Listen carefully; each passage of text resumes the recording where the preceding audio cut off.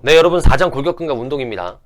이번 시간에는 최대 근력에 영향을 미치는 요인 중에 구조적 요인을 공부할 거예요. 구조적 요인은 형태학적 요인에 포함이 되고 그 구조적인 요인들 중에 횡단 면적과 우상각이라는 게 있었잖아요. 이번 시간엔 이 두 가지에 대해서 공부를 할 거예요. 일단은 근육을 그리는데 힘줄 그리고 근육 그렸어요. 이렇게. 그 다음에 힘줄 그립니다.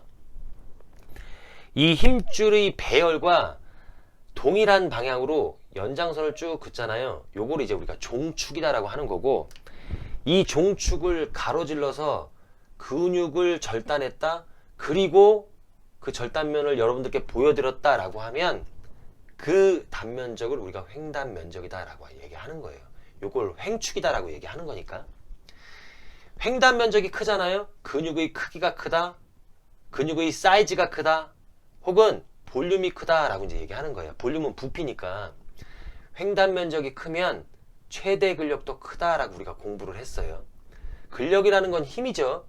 힘은 근육이 수축하면서 생성하는 거고, 수축이라는 건 근육의 주요 기능인데, 그렇다면 근육에서 수축이라는 주요 기능을 누가 수행하는 거죠? 근육 안에 있는 구조물들이 그 기능을 수행하는 거죠. 그러면 구조물들의 배열이라든지 이런 것들도 매우 중요하겠네. 구조물의 크기가 중요하다는 얘기예요. 근데 지금 제가 여러분들이랑 공부한 이 횡단 면적은 수축이라는 주요 기능을 수행하는 안에 있는, 근육 안에 있는 구조물들의 배열이라든지 이런 것들은 다 무시한 채 종축을 가로질러서 그냥 단순하게 자른 거예요. 그리고 그게 크면 힘이 세야 돼요.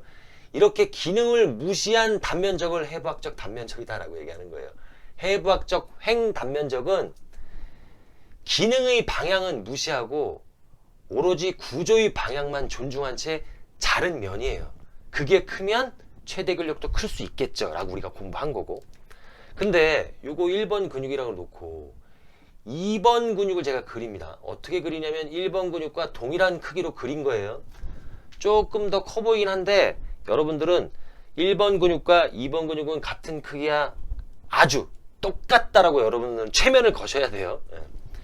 여기도 종축이 있고 그 다음에 가로질러서 횡축을 그리고 절단합니다. 그러면은 횡단 면적이 되는 거고, 1번과 2번의 횡단 면적이 동일하니까 1번과 2번의 최대 근력도 동일할 거다라고 얘기할 수 있죠. 근데 근육이라는 게 근다발이 모여서 되는 거고, 근다발이라는 건 근섬유가 모이고 근섬유 안에 근절이 있잖아요. 근절이 짧아지는 게 단축성 수축이고, 그러니까 근다발의 배열이, 근섬유의 배열이, 근절의 배열이 제가 이렇게 선으로 이렇게 표현하면 결국엔 종축과 동일한 방향이 되는 거예요.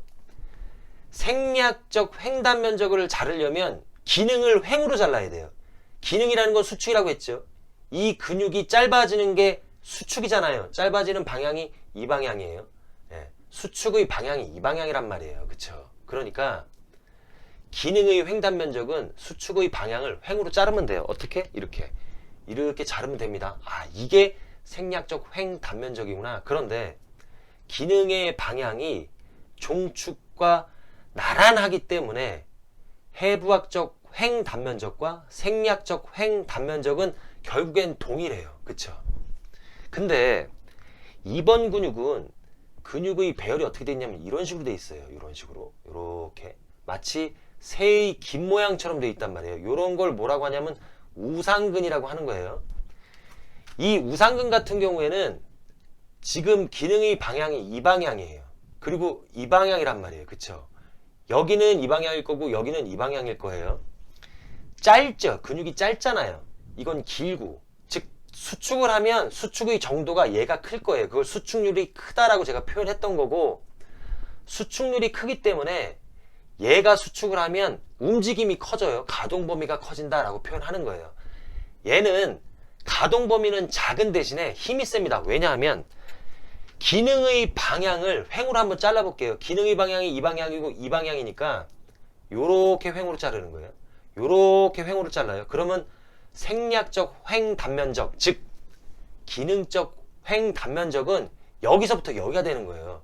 훨씬 크잖아요. 그 기능이 수축이고, 수축을 하면서 힘을 발생시키고 최대의 힘을 최대 근력이라고 하는 거니까 결국엔 생리학적 횡 단면적이 크면 클수록 해부학적 횡 단면적이 동일하더라도 근력이 클 가능성이 매우 높다. 가능성이 높은 게 아니라 근력이 커요.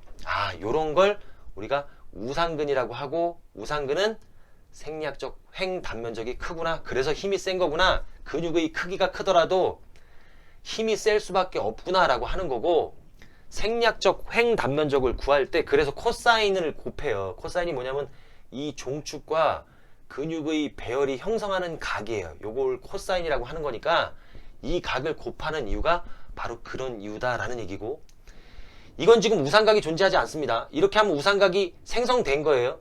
그러면 이것보다는 이게 힘이 세다는 얘기네. 그럼 우상각을 만약에 크게 만들면 힘이 더 세질 가능성이 높다. 왜? 생리학적 횡단면적이 우상각이 클수록 커지는 거니까. 그러므로 우상각을 크게 만든다. 신장성 수축이 효과가 있더라 라고 과학자들이 얘기한 거 아니에요? 그러므로 신장성 수축을 시키면, 즉 이걸 반복하면 근력도 커지더라 라는 얘기를 했던 거잖아요. 네. 자, 오늘은 형태학적 분류 중에 구조적 요인, 그 중에서도 횡단면적과 우상각에 대해서 공부했는데, 우리가 일반적으로 공부하는 건 해부학적 횡단면적이고 오늘 공부한 건 생리학적 횡단면적이다. 그게 최대 근력에 영향을 미치더라 라는 얘기까지 하고 오늘 시간은 마무리하겠습니다. 저는 항상 여러분들 편입니다.